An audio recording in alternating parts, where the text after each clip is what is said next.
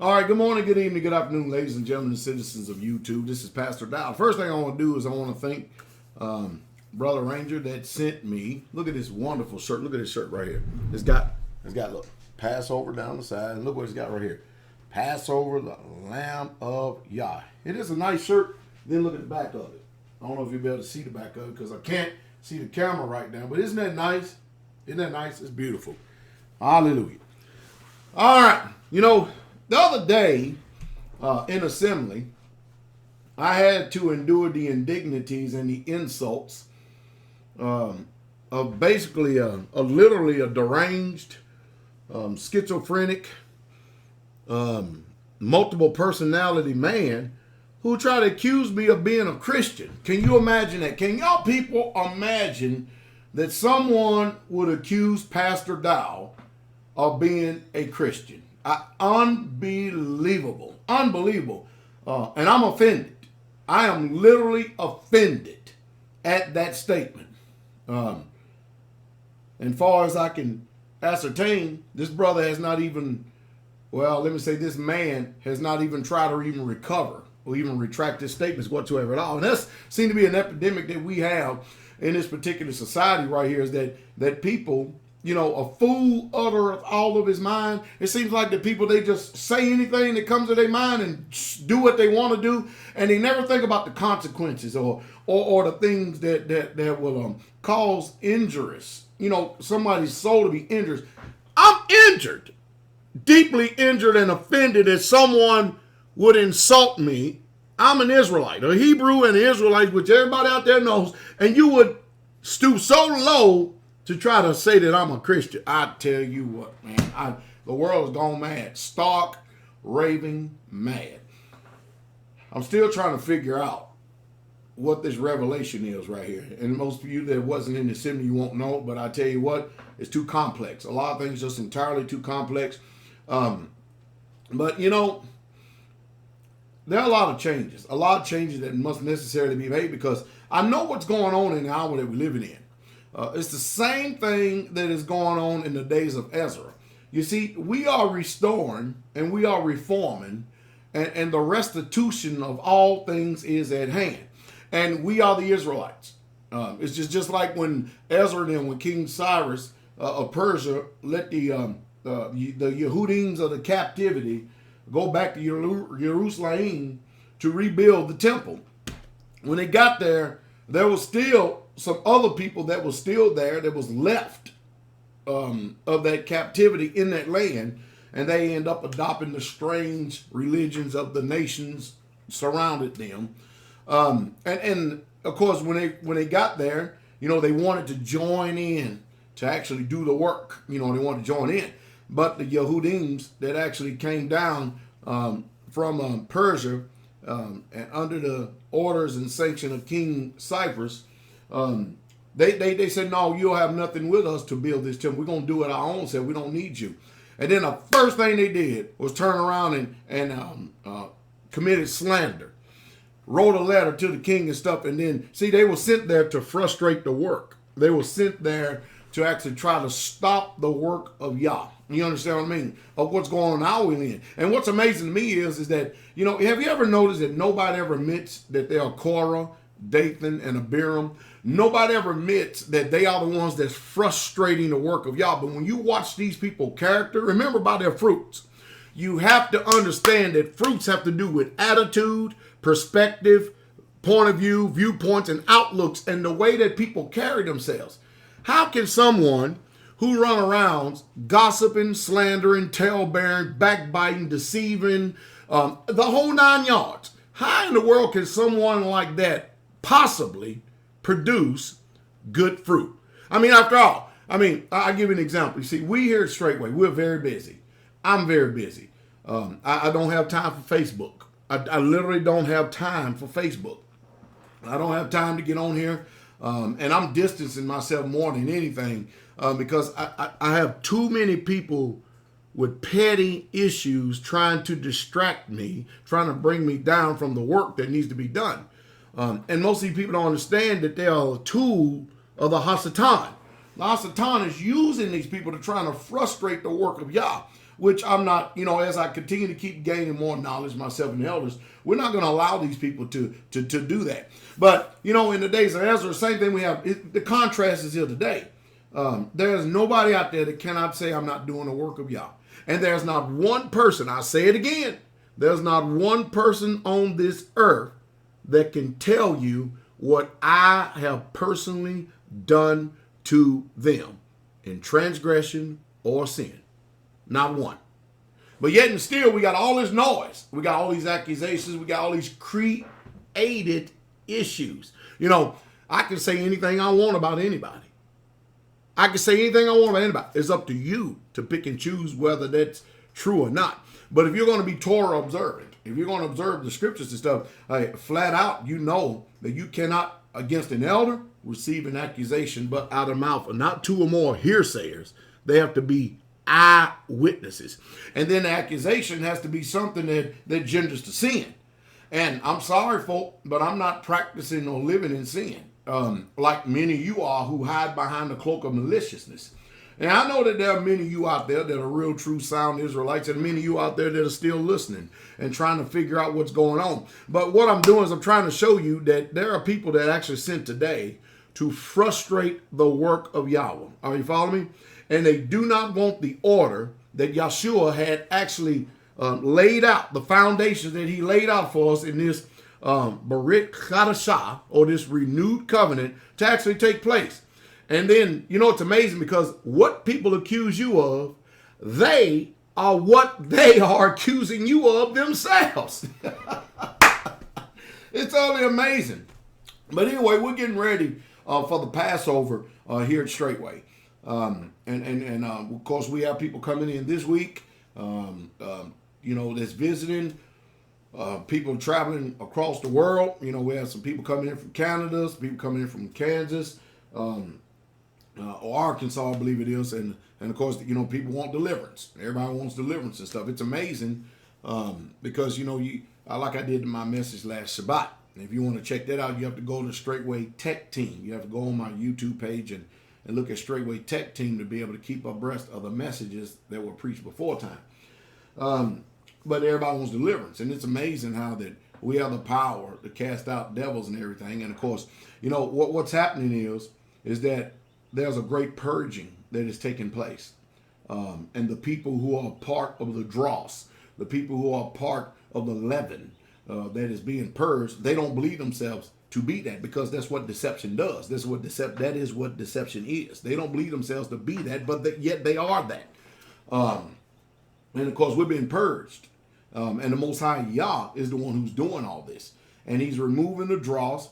He's removing the leaven away from us before this year's Passover. I tried to tell y'all from the very beginning that this is the restoration, the restitution of all things. That's what it is. That's the time that we're going in. We're going into a great season, brothers and sisters, ladies and gentlemen, citizens of the world. And it's totally irrelevant if you don't believe or not.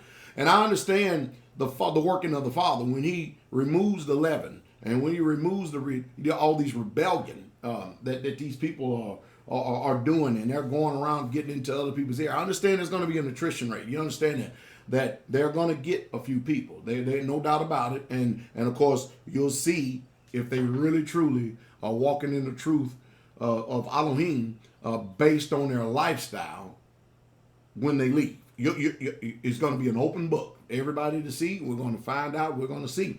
But hey, this what we call this move of rebellion is there to remove the leaven.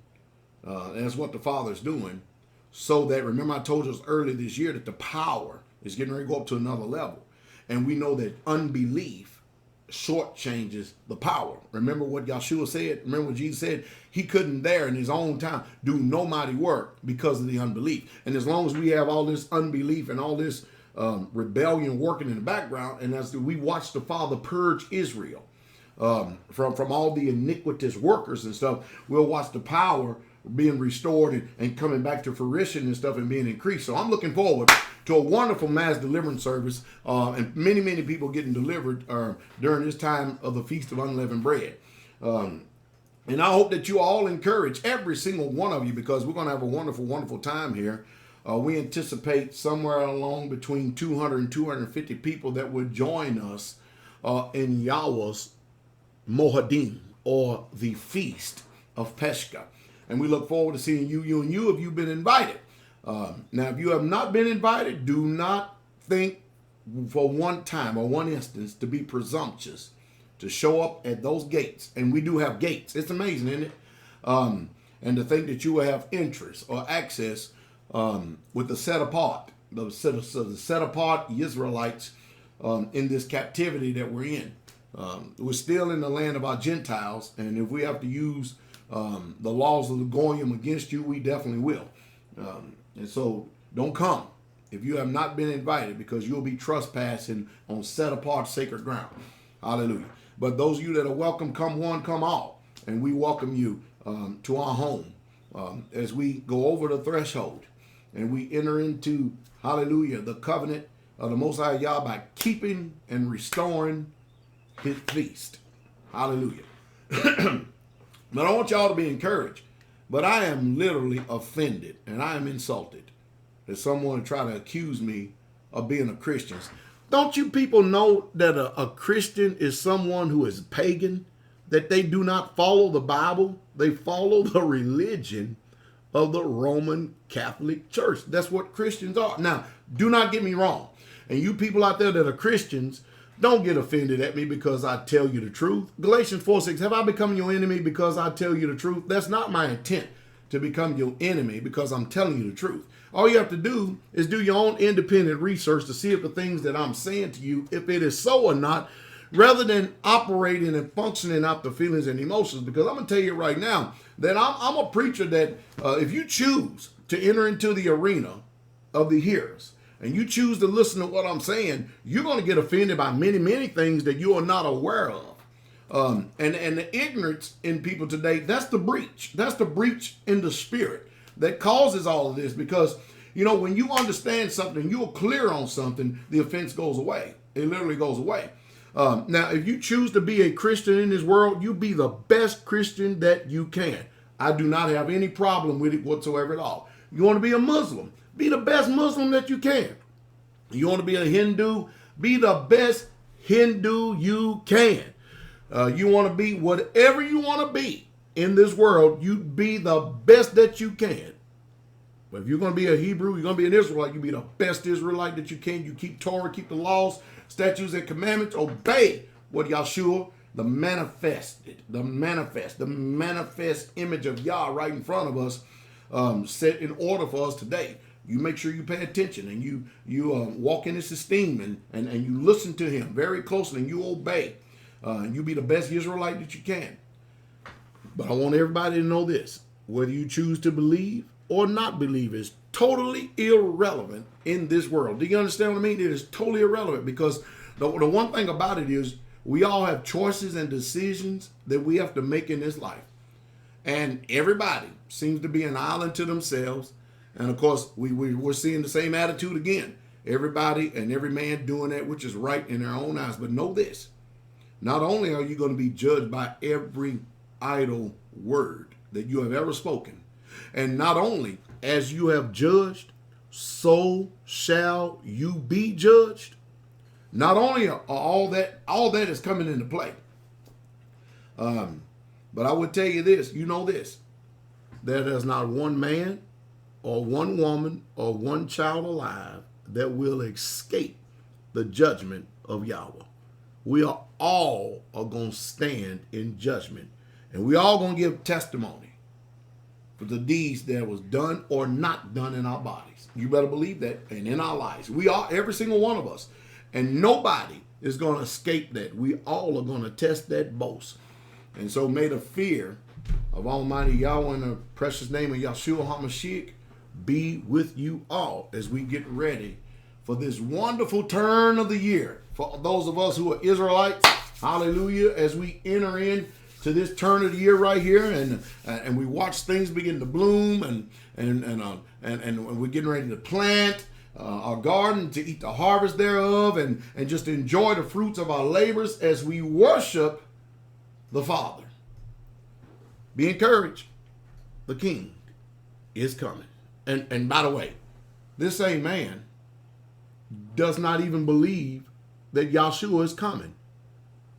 That is the spirit of Antichrist. So many of you people who do not know this man and the things that they believe, this man does not believe that Yahshua, Jesus Christ, is physically gonna come and bring his kingdom to this earth. Do you understand it? He doesn't believe it. He said it to me on many more than one occasion. He believes that. Now, the truth is, Yahshua is in us, and he thinks that this is all that we're going to get. That is the spirit of Antichrist, the anti-Messiah, and the spirit of error. Because I'm telling you right now, according to the testimonies, the king is coming, and the new Jerusalem is coming down out of heaven. And he's going to set up his kingdom here on this earth, whether these people that walk in the spirit of anti-Messiah believe it or not. Now, most of you people, most people don't disclose what's in their hearts and their minds when they're out there deceiving the simple-minded people. But you have better investigate very, very closely before you decide to join up with people and what they believe. And you have better tread very carefully any courts that you go to. And you better be careful who you sit down and who you partake in a meal in, because you're making a covenant with them. You better be very careful what you're dealing with, because your soul is at stake. And we have the spirit of anti-Messiah that is really working hard. Remember, judgment first begins at the house of Yah, and it's already done started. I keep trying to tell us over and over again. You know, if you're any type of man of Yah whatsoever at all, the one thing you're going to know is you're going to know time and judgment. You're going to know the time and judgment, and you're going to know what season that we are in. All right. Y'all be encouraged. Hope to see y'all tonight on Blog Talk Radio, 7 p.m. Central Standard Time. blogtalkradio.com/straightway. We have an interactive chat room there. I'll be on live answering and taking your questions and receiving phone calls. Shalom. King coming.